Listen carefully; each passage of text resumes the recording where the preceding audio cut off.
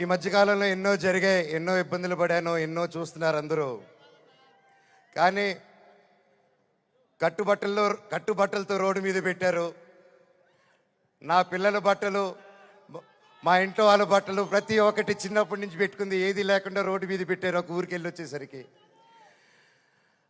And బయటికి ఎక్కడికైనా వెళ్ళేదానికి కార్లు కూడా లేవు, కార్లు తీసుకెళ్ళిపోయారు. కానీ అన్న నాకేమైంది తెలుసా అన్న, శివుడు ఏ రూపంలో వచ్చాడు తెలుసా అన్న, ఫ్యాన్స్ రూపంలో వచ్చారన్న. ఇంటి బయట 20 కార్లు పెట్టారన్న నాకు వచ్చి. శివుడిని శివయ్య అని పిలిస్తే రాడు.